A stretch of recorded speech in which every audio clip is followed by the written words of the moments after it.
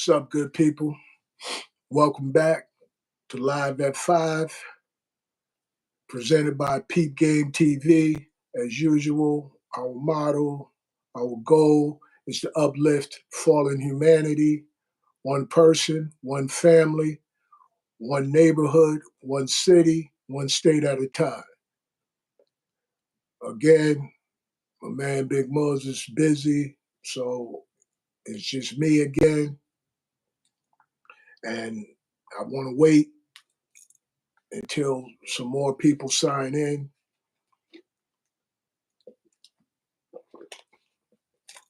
Okay, got people in now. So let's kind of, pick up where we left off, you know, where we was basically speaking about, no, let me do something a little different. I was having a conversation with my wife and my son, and they were saying to me that basically, you know, when I be speaking about statehood, I make it seem as though it's a simple task. And by no means do I want anyone to think that it's going to be a simple task. And for us to reestablish statehood, no, it's not going to be simple. However, when I look at what is the alternative of us not reestablishing it, we'll stay in the same position. And I'm sure many of you are like me who are tired of being in the same position that we've been in on the inferior end of the political and the jurisdiction when it comes to America. So, in order for us to be in a superior position, then it's necessary and it's essential for us to put in the work that is going to be needed to reestablish the 50 states, as I said on other occasions, reestablish 43 more states by putting together the Constitution, which is the contract for us, which is what we would have to go to the state to become Moroccans nationals. And as Moroccan nationals, we'll be protected by our own state rather than being protected by an adopted state of whatever state we're in now. And remember, I want you guys to remember that we are in Morocco subjects, Moroccan subjects or Moorish subjects of America until we come back home, so to speak, to our true parents, which is our government and our state. Our government would be like our father, and our mother would be like the state. So we would come back from being adopted by America and the United States government, which would be adopted parents that never was any good to us, always mistreated us, to having our own parents, coming back to our own parents, which is our own government in our own state. And the thing about that is, those of you who have ambitions to be officers of a state, you are the ones that I'm talking to that has the ambitions rather than to be a part of a foreign state, be a part of the state that your people are a part of. And this goes out to, like, because we always, as Black people, we always talk about unifying and why it's so difficult for us to unify as a people. And the reason has been because, first of all, we haven't been identifying as who we are. Second of all, we've been misled to believe that we're not capable of the things that we're capable of doing. So, as becoming who we are, who our ancestors were is our birthright.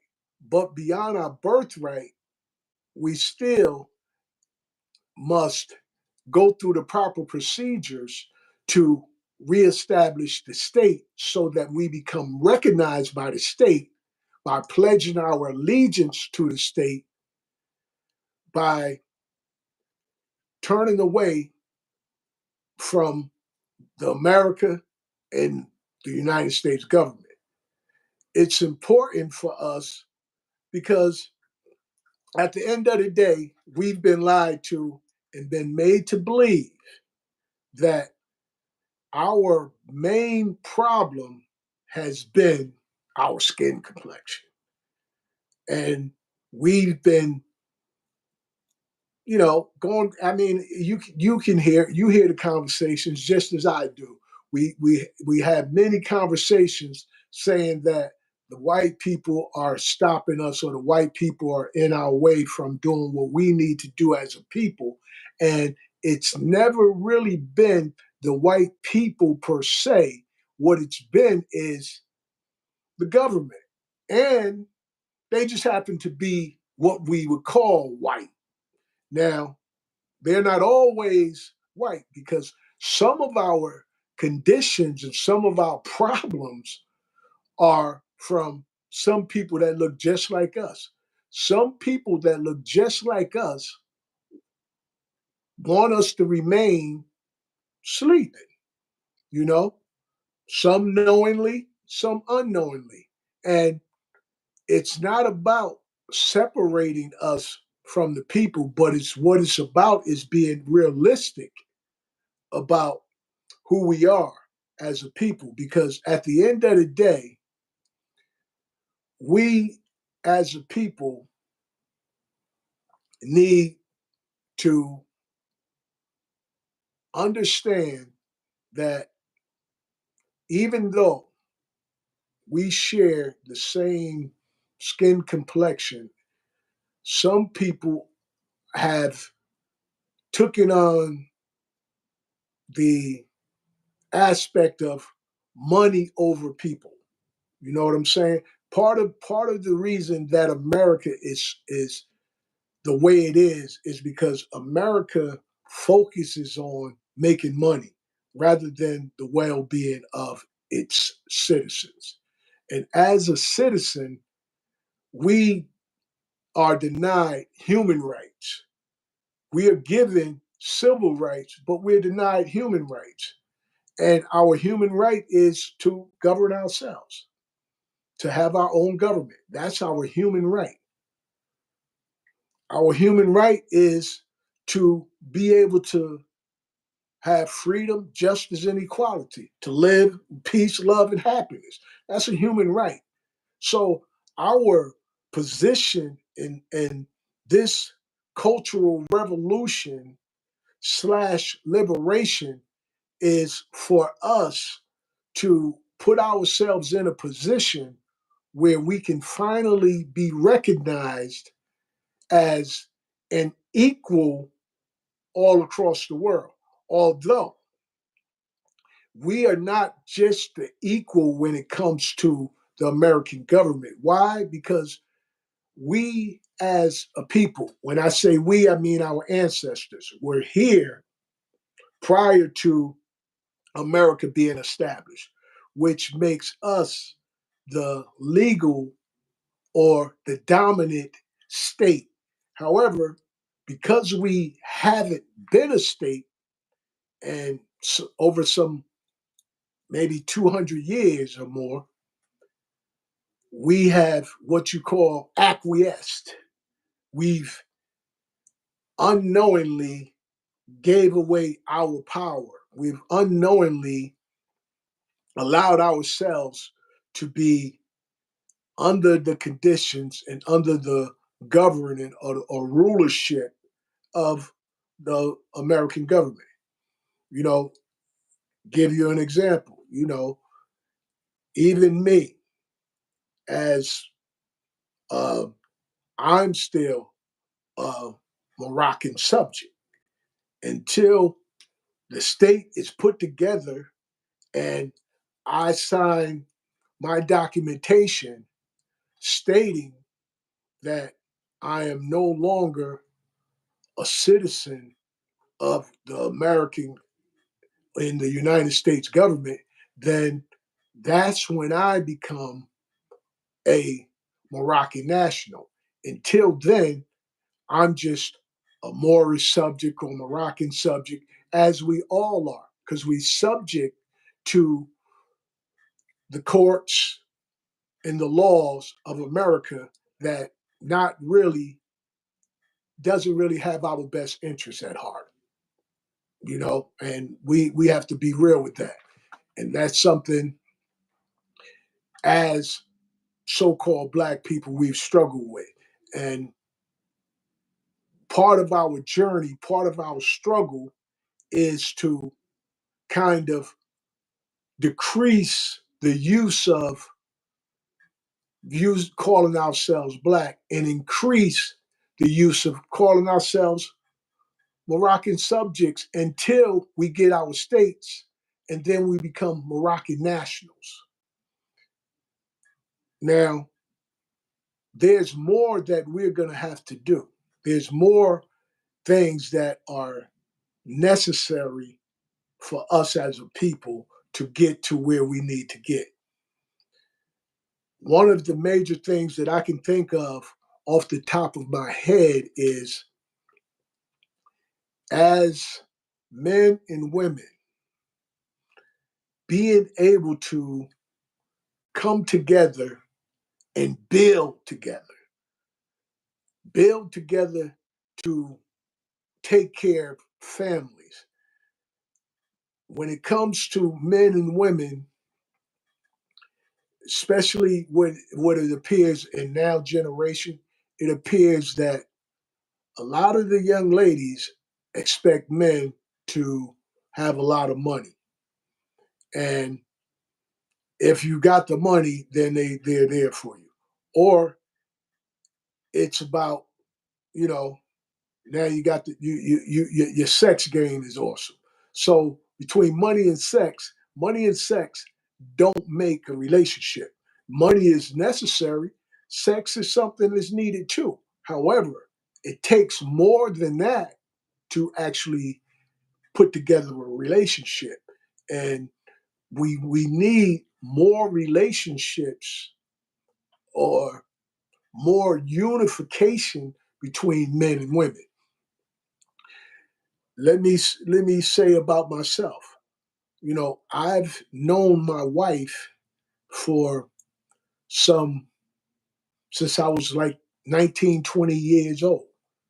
And we've went through a lot, partly on me, not knowing what to do, not being taught the right way to treat a woman. And I think that's a key component that many of us as guys, we get caught up in, how many women we can smash rather than, you know, what the quality of a woman. And by smashing women and, lying to women and doing things of that nature, we've created a culture where now many of the women starting to act like how we used to act, like guys. Now they're doing the smashing and the lying, and what it's doing, especially with the woman. Now, if a woman is messing around, she gets pregnant. Now the guy doesn't know whose child it is, and hence now you end up having a horrible situation because maybe you want to be there for the child, but you don't know if the child is yours. And now, some time go by and the child misses out. So it's necessary for us to start to communicate better. I suggest as men and women that what we strive to do, or especially you guys, because I'm married, so I'm out of the game right now. I'm out of the game. But for you guys who are out there who are looking for someone to marry, someone to build a future with, take your time get to know the individual, get to know the family of the individual before it gets to something too serious and a baby is born, and then you're trying to figure everything out after the baby is born. I think that is happening far too often, and it's creating complications after the fact rather than being able to communicate about what do you want from each other? What do you expect from each other? You know, do you want a long term relationship? Do you even want to marry the person that you're dating? You know, these are things that are important to know prior to babies being born, because what we have a lot in our communities are babies being born and the parents are unable to get along because they didn't build a strong foundation. Even if it doesn't work, if you have a strong foundation, the two of you will still be able to co parent. That is truly important for us as a people, for our culture. There's a lot of things in our culture that was insimulated into our culture that wasn't passed down traditionally, that we get the opportunity to reestablish in our culture. But it's going to take sacrifice, it's going to take commitment, it's going to take understanding, it's going to take change, it's going to take, mentally being open to something else, to something new, not just being stuck in what you used to do or what you like to do. Many of the things that were more beneficial to me as an individual were things that I didn't want to do, nor things that I didn't even like to do. A lot of times that's information that we need to hear. We need to know about, especially growing up. You know, there's just sometimes we've been misinformed, and we work on being misinformed or miseducated, and we've made a lot of decisions based on not knowing. And the worst part about not knowing is when you think you know. You know what I'm saying? Many of us have made decisions thinking that these decisions was right, me included. I made decisions swearing up and down that the decision was a good decision. Ended up, it wasn't. However, that's a part of life, learning and growing from making decisions, especially sometimes when you don't have the information. But once you get the information, it's about learning how to apply that information so that it will work for you in your life. Because, yeah, we need statehood, but we also need to be able to maneuver through life. We also need to be able to live everyday life and be able to function in a healthy and productive way. So I don't want people to think that I'm not aware that as a people, statehood is a significant part of what we need to do. However, there's other changes that that's going to be necessary for us to work on simultaneously. We as a people don't have the luxury to be dragging our feet anymore because, face it, we've been at a disadvantage for as long as any of you can remember. So when it comes time to bridge that gap and change that part of being at a disadvantage and then turn that disadvantage into an advantage, then there's work that's going to have to be done by each of us. And for me, the best start is to know who we are, to know our identity, to come together under one identity, one thing that we call ourselves that is illegal and gives us political power.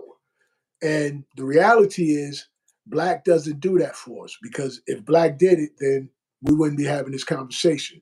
So our political and legal power comes from our nationality, and that's why it's been hidden for some time. And now that it's been revealed, it's our time to utilize it. You know, we're utilizing it so that we can begin to make the necessary changes, as I say in the beginning of the show, as a person, as a family, as a neighborhood, as a city, and as a state. It's going to take all of that for us to be able to come together and make the necessary changes that will allow us to grow on the level that we are capable of growing on. And it's all about family. As me being a family man, and I know that family is one of the most important things, and that's probably one of the aspects that we've struggled with as family, not really understanding the dynamics of family, but still wanting and knowing that family is necessary. So not only are we family, we also have direct family, you know? So as a family of people, it's for us to look at each other as that. My reason, like, I try to utilize words because I believe words have great meaning behind them. So I strive to utilize my words in a way that they will be helpful and uplifting. I strive not to use words that will hold us back or keep us from being able to grow in the manner that we need to grow. And to be honest, I come back to it. Black is one of those words. If you saw my site, you'll see me say, call identifying as black is holding us back. And we have all kind of conversations on it, but that's one of the key components because in Africa, in Africa there are 55 countries, and none of them are called black. And here in the land of Morocco, there's 50 states. None of them are called black. None of them are called African American either. None of them are called people of color. So, and even what I found out, I just want to shift gears a little bit, is that a lot of people. There's people who are striving to influence us to say that we're Indian. And the reason that I would suggest that we don't take on being an Indian is because we still won't have the political power that we need because Indians fall under the jurisdiction of America, and America still governs the Indians, and they still have to go through their court system and things of that nature. So, as Moroccan Moors, we get the opportunity to establish our own courts and to establish our own laws, which, in my personal opinion, is one of the main things that keeps us at a disadvantage when it comes to writing laws and how laws are interpreted. I think that's one of the major things that has kept us, you know, divided, kept us feeling like we were, less than, and face it. That whole mindset of just being acknowledged as less than has been like a cloud over our heads. So now that we truly are aware of who we are, we can remove that cloud and let the sun start shining in. You know what I mean? Let the sun start shining in through, you know, reestablishing constitutions, and having a statehood. Everything to me goes back to ultimately us acknowledging who we are as Moroccan Moors or Moorish people and ultimately reestablishing states for ourselves to be able to have our own laws to govern ourselves as we should, as we should as being a human being, as we should as being the people who were first on this land, as we should. I mean, there's no reason we shouldn't be able to have our own. And we've talked about it on many occasions. However, you know, talking about it and putting the effort towards doing what needs to be done, those are two entirely different subjects, you know? And the work is essential. The work that is necessary to be done ultimately because it puts us on the superior position for a change. I mean, wouldn't you all like to be in the superior position after being in the inferior position the majority of your life?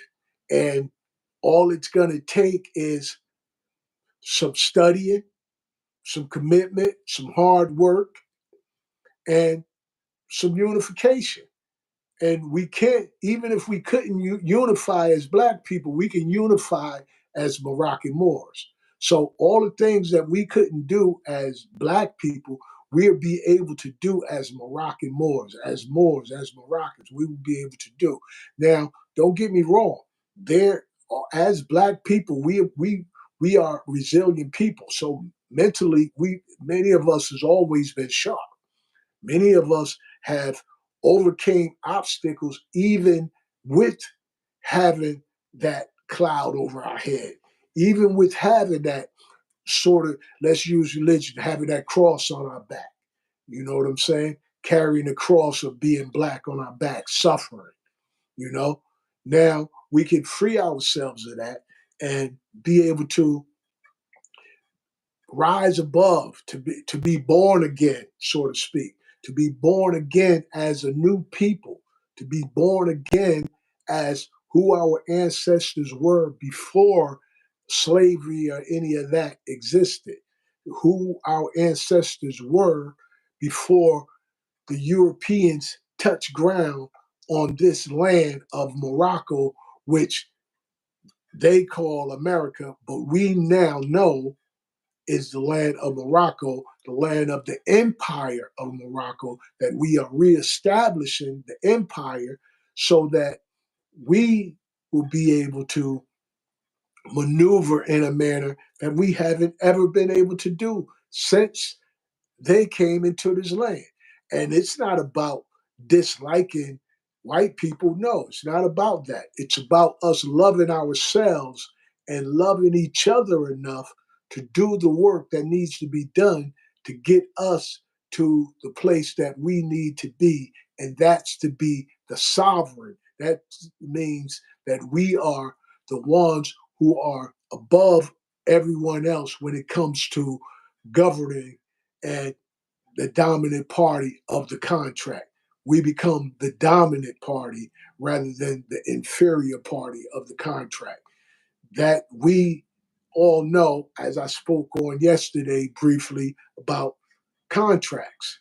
So a constitution is a contract explaining who we are and our latitude and longitude of the territory that we are reclaiming, that we are reestablishing as our own. This is what we will be doing as Moroccan Moors. And our time has ran out. I love you, Moroccan Moors, and I love you as much as I love myself. Until tomorrow, love somebody the way you want to be loved. Peace.